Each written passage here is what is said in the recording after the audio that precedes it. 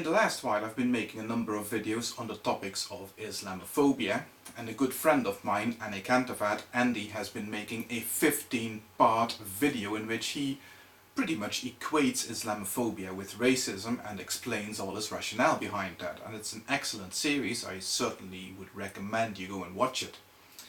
But that aside, both he and I have been pointing out how there seems to be a genuine hatred building up towards Islam, and especially in the community that we are associated with, especially me, I'm being associated with the YouTube atheists.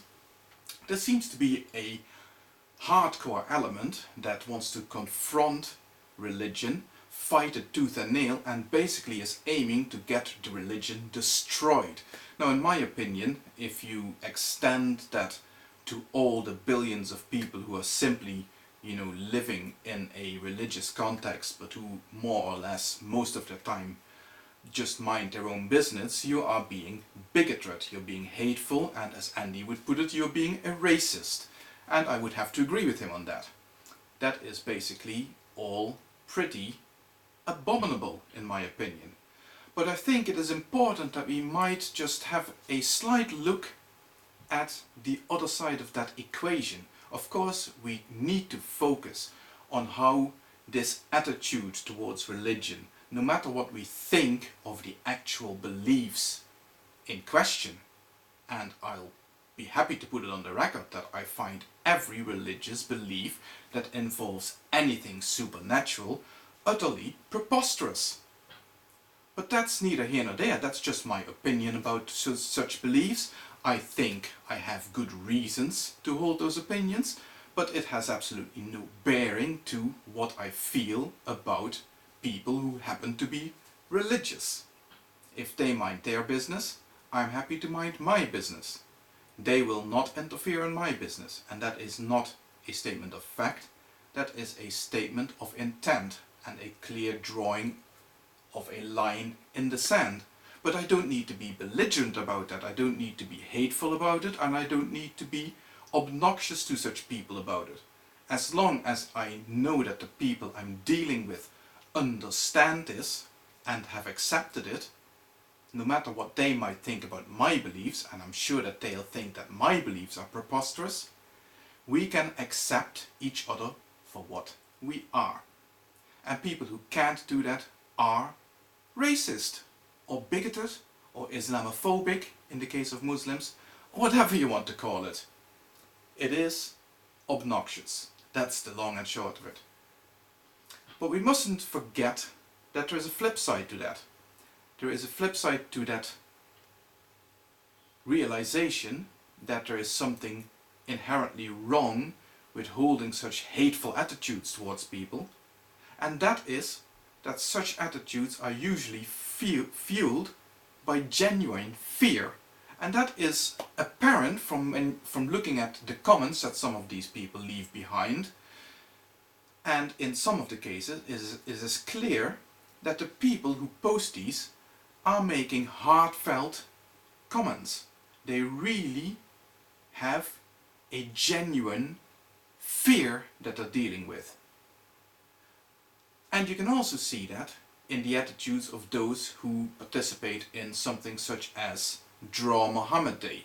Now, many different people participated for many different reasons, don't get me wrong. And there are some people who simply did it as a statement to say, listen, this is my freedom of expression, you are not going to interfere with it. And I would stand behind such people.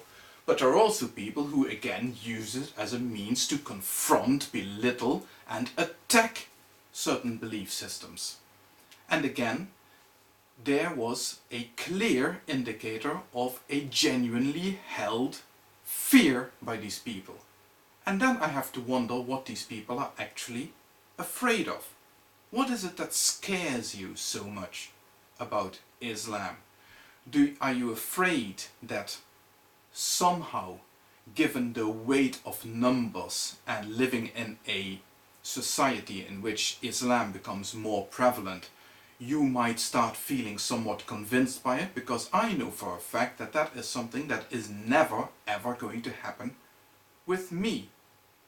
So when there is an aspect of fear, when you have to participate in something like Draw Muhammad Day as an act of defiance, then you have to realize that an act of defiance is usually committed by somebody who knows that they've got nothing left to lose.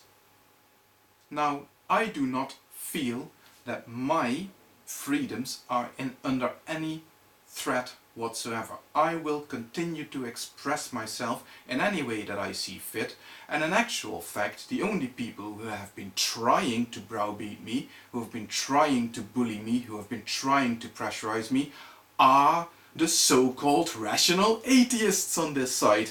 Muslims have not tried to interfere with my opinions whatsoever, no matter how many times I've shown pictures of Muhammad that I have drawn. Yes, I have, just not as part of Draw Muhammad Day, or how often I've said that I lend absolutely no credence whatsoever to Islam. But the pressure is coming from those who consider themselves to be my peer, because for some reason they feel threatened by the message of reconciliation that I'm putting forward. Why is that? Are you afraid that you are going to have to compromise on anything? Because I can tell you right now, I am in no mood to compromise. Not with Muslims, but definitely not with you either. I will continue to present my opinions as and how I form them. Always. And I'm not afraid of you or any religious person. And this lack of fear, this freedom of fear, allows me to treat my fellow human beings as what they are, fellow human beings, without having to belittle them, trample them, hate them, or ridicule them. Unless, of course, they say something that is fundamentally stupid. But I can wait until somebody actually does that. I don't have to project stupidity onto a whole group of people to feel more important myself. That's all I wanted to say. Thank you.